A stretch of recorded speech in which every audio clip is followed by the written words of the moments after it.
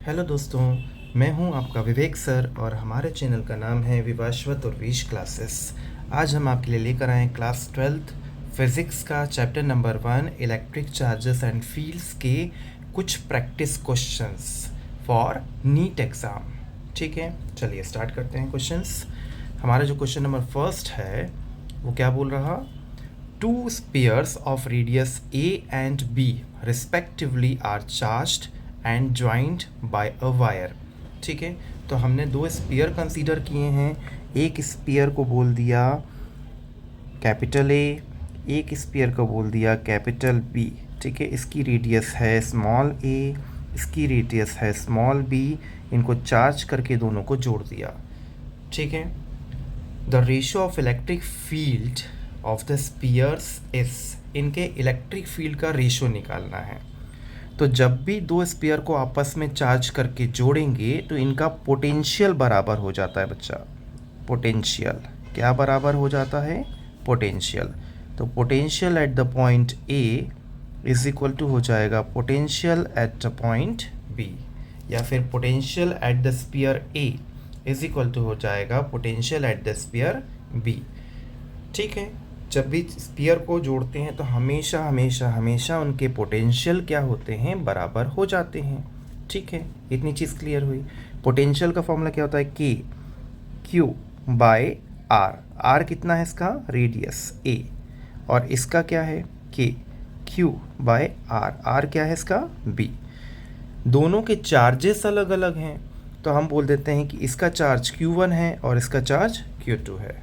ठीक है, क्योंकि चार्जेस के बारे में कोई भी इन्फॉर्मेशन नहीं दी गई तो हम सपोज करके चलेंगे कि चार्जेस दोनों के क्या हैं?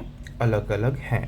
ठीक है भैया, के से के क्या हो गया? कैंसिल हो गया। तो Q1 अपॉन Q2 का रेशो निकल के आ गया। कितना आ गया? A upon B। अब इलेक्ट्रिक फील्ड की बात कर लेते हैं। क्वेश्चन क्या पूछ रहा है? The ratio of electric field.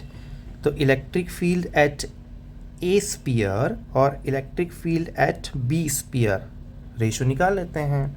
Electric field का formula K Q by R square. R square की जगह क्या लिखेंगे? ए स्क्वायर, क्योंकि फर्स्ट स्पीयर की रेडियस कितनी है? ए। ऐसे ही नीचे वाला K Q two by R square, इसकी रेडियस कितनी है? बी। ठीक है, के से के क्या हो गया? कैंसिल हो गया। ठीक है, थोड़ा सा और सॉल्व कर लेते हैं, बस हो गया हमारा क्वेश्चन। तो ये हो जाएगा E A divided by E B is equal to, ये हो जाएगा भैया Q1 डिवाइडेड बाई Q2 और इनटू ये बी स्क्वायर जो है ये चला जाएगा सबसे ऊपर। ठीक है, तो ये हो जाएगा B square divided by A square. अब Q1 अपॉन Q2 का वैल्यू हम ऑलरेडी निकाल चुके हैं। कितना है? ए बाय बी, तो रख दो।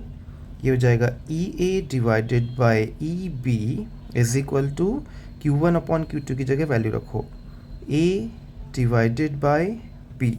ठीक है, मल्टीप्लाई करो B square by A square. तो भैया एक पावर ए से ये ए कैंसिल हो गया, एक पावर बी से ये बी कैंसिल हो गया, और फाइनल आंसर क्या निकल कर आया? बी डिवाइडेड बाय ए। तो हमारा जो क्वेश्चन नंबर फर्स्ट है उसका करेक्ट आंसर क्या हो जाएगा? Option number B is the right answer of the question number first. ठीक है, समझ में आया? चलिए नेक्स्ट क्वेश्चन देखते हैं। नेक्स्ट क्वेश्चन क्या बोल रहा? ये प्रैक्टिस क्वेश्चंस हैं भैया। ठीक है, हमारी एक PYQ सीरीज़ अलग चल रही है जिसमें हम प्रीवियस ईयर के क्वेश्चंस ले रहे हैं। ठीक है, और ये फिर सिर्फ और सिर्फ क्या है? प्रैक्टिस के लिए क्वेश्चंस हमने स्टार्ट किए हैं। ठीक है, क्वेश्चन नंबर सेकंड देखो, figures below show regular hexagons with charges at vertices. ठीक है, तो ये हेक्सागन है और इनके चार्जेस वर्टाइसिस पे लिखे हुए हैं। In which of the following cases the electric field at the centre is zero. कौन से केस में इलेक्ट्रिक फील्ड क्या होगी? ज़ीरो होगी। ठीक है, इज़ नॉट ज़ीरो आना चाहिए actually, centre is not zero. ठीक है, कौन से केस में इलेक्ट्रिक फील्ड क्या होगी? ज़ीरो नहीं होगी। ठीक है, चलो देख लेते हैं। ये हमारे पास अलग अलग 4 केसेस हैं। तो तो ज़रा केस नंबर 1 देखो। देखो कभी भी हेक्सागन की 6 साइड्स 6 वर्टाइसेस होती हैं। अगर ये सारी वर्टाइसेस इक्विलिब्रियम फॉलो कर रही हैं, सिमेट्री फॉलो कर रही हैं, ठीक है, दैट मीन्स ई क्या होगा, सेंटर पर 0 होगा, अदरवाइज नहीं होगा। यहाँ पर देखो पहला वाला केस, यहाँ पर Q है और यहाँ पर Q है, ये Q एक दूसरे को क्या करेंगे, अपोज कर देंगे, तो इनके कारण सेंटर पर फील्ड 0। ऐसे ये Q और ये Q एक दूसरे को अपोज कर देंगे, सेंटर पर फील्ड 0। ये Q और ये Q एक दूसरे को अपोज कर देंगे, सेंटर पर फील्ड 0। मतलब ये पूरा का पूरा सिस्टम, ये पूरा का पूरा हेक्सागन सिमेट्री फॉलो कर रहा। मतलब पॉइंट ए जो फर्स्ट वाला केस है, इसकी इलेक्ट्रिक फील्ड क्या होगी, 0। सेकेंड केस देखो, ये वाला इसको कैंसिल कर देगा, प्लस प्लस है, ये वाला इसको कैंसिल नहीं करेगा, एक प्लस एक माइनस है, बीच में कुछ ना कुछ फील्ड होगी ही। ये वाला इसको कैंसिल नहीं करेगा, कुछ ना कुछ फील्ड होगी ही। मतलब सेकेंड वाले केस में इलेक्ट्रिक फील्ड 0 नहीं होगी, यहाँ पर सिमेट्री फॉलो नहीं हो रही, ये Q है ये Q है, बट ये Q और माइनस Q है और ये Q और माइनस Q है। तीसरा देखो 2Q 2Q 2Q और ये Q Q, ठीक है, 2Q 2Q 2Q 2Q, तो ये 2Q और 2Q एक दूसरे को क्या कर देंगे, कैंसिल, बीच में इलेक्ट्रिक फील्ड 0। ये 2Q और 2Q एक दूसरे को क्या कर देंगे, कैंसिल, तो बीच में इलेक्ट्रिक फील्ड 0। ये Q और ये Q एक दूसरे को क्या कर देंगे, कैंसिल, तो बीच में इलेक्ट्रिक फील्ड 0। मतलब तीसरे के कारण भी इलेक्ट्रिक फील्ड 0 आ गई, सिमेट्री फॉलो हो रही है, पहले में भी सिमेट्री फॉलो हो रही है। फोर्थ देखो 2Q 2Q 2Q, ये एक एक छोड़ के बन रहा है, ये ट्रायंगल टाइप का बन रहा है।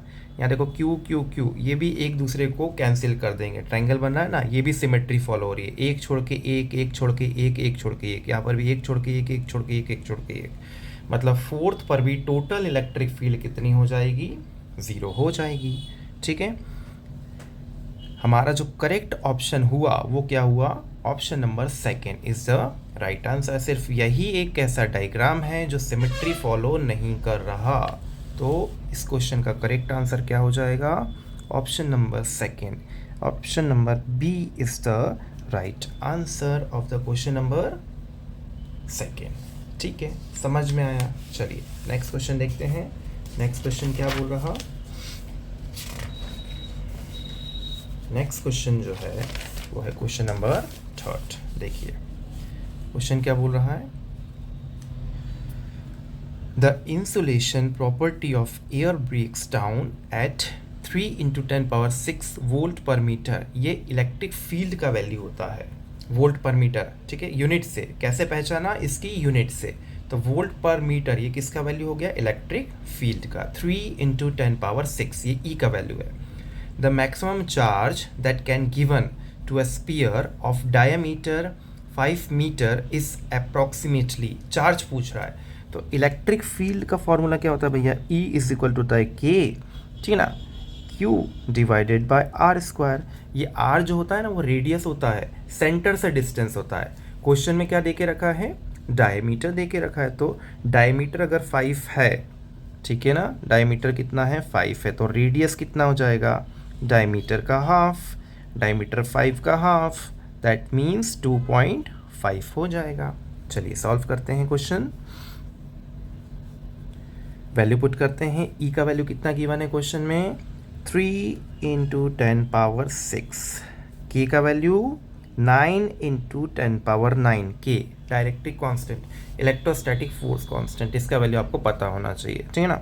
क्यू का वैल्यू क्वेश्चन में निकालना है। आर का वैल्यू कितना दिया है, 2.5 का स्क्वायर दिया, बस सॉल्व कर लेते हैं। 3 × 1 = 3, 3 × 3 = 9, 10⁶ से ये पावर कैंसिल हो गया, पावर कितना बचेगा 3, तो यहाँ बचा 1 और यहाँ बचा 3 × 10⁻3, ठीक है ना, इंटू ये क्यू, ठीक है, डिवाइडेड बाय, यहाँ पे आ जाएगा भैया 2.5 का स्क्वायर, ये 2.5 के स्क्वायर को क्रॉस मल्टीप्लाई के थ्रू ऊपर भेज दो, ठीक है ना, तो ये हो जाएगा 2.5 × 2.5 ऊपर भेज दिया, 3 × 10⁻3 और यहाँ पर ये क्यू, ठीक है, पॉइंट हटाते हैं तो डेसिमल लगा देते हैं, तो ये हो जाएगा 25 × 25, ये हो जाएगा 10 × 10 इज इक्वल टू, ये हो जाएगा 3 × 10⁻3 क्यू का वैल्यू। क्यू निकालना है ना, ठीक है, इतनी चीज़ क्लियर हुई। चलिए देखिए 10 इंटू 10 कितना हो गया 100, तो 25 1 ज़ा 25, 25 4 ज़ा 100, 4 आ गया, ठीक है।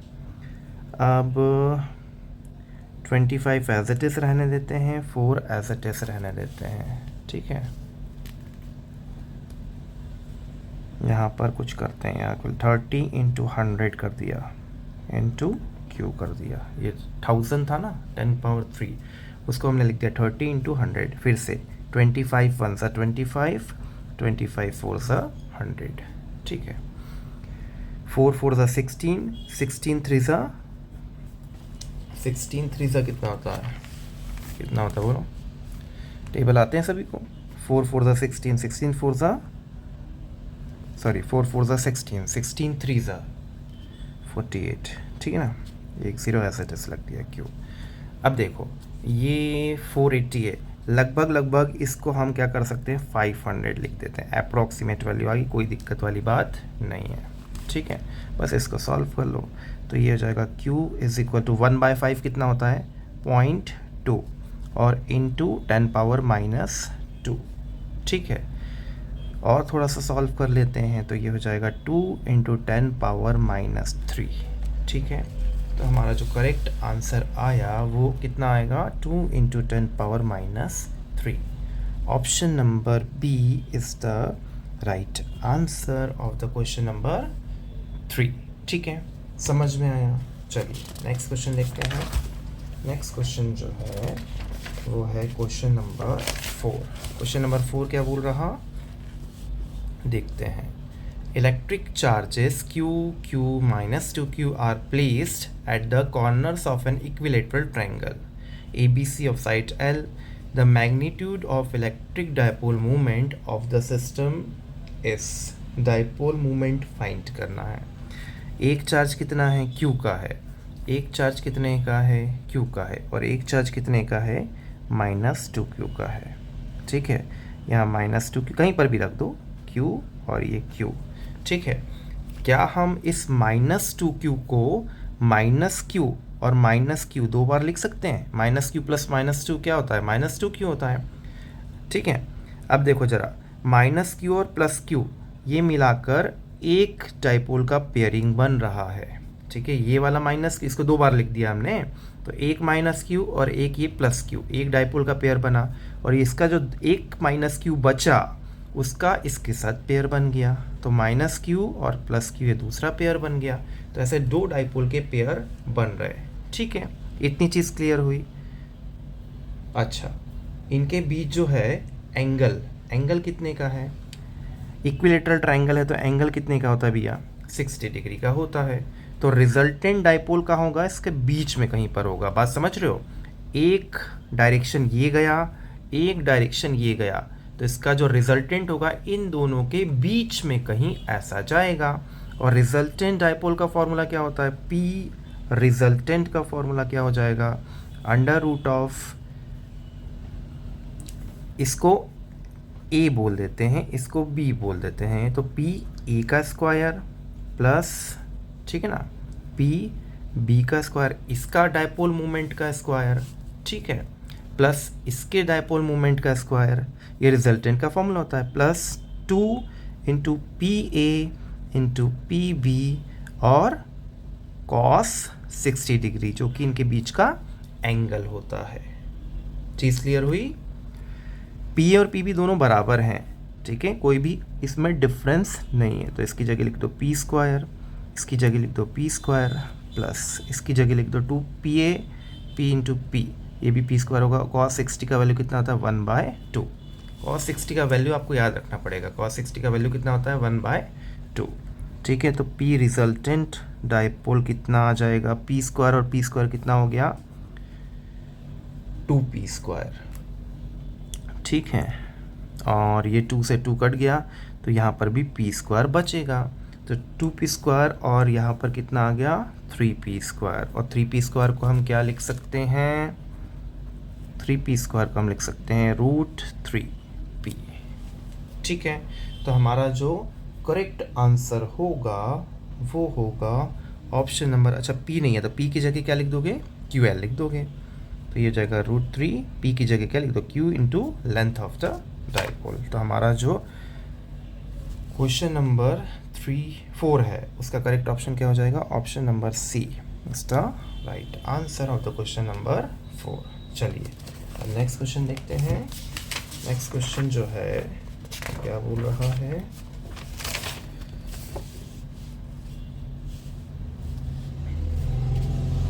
if EA be the electric field strength of a short dipole at a point on axial, okay axial की पोजीशन की फील्ड है EA और EE is the field at equatorial position, ठीक है, तो इनका रिलेशन पूछ रहा है। तो EA axial divided by EE equatorial, ये formula direct formula based question है, आपको याद होना चाहिए फॉर्मूला इसके। एक्सियल की पोजीशन का फॉर्मूला है 2p बाय आर क्यूब और कोएक्सियल पोजीशन का फॉर्मूला होता है p by R cube. k से k हो गया कैंसिल, p से p हो गया कैंसिल, आर क्यूब से आर क्यूब हो गया कैंसिल, बचेगा कितना 2। तो ई ए एक्सियल की field is equal to 2 into E, axial की फील्ड 2 टाइम्स इक्वेटोरियल की फील्ड। तो इसका करेक्ट ऑप्शन क्या होगा, option number B is the right answer of the question number 5। ठीक है, समझ में आया। चलिए आज के लिए इतना ही, मिलते हैं नेक्स्ट वीडियो में। Thank you.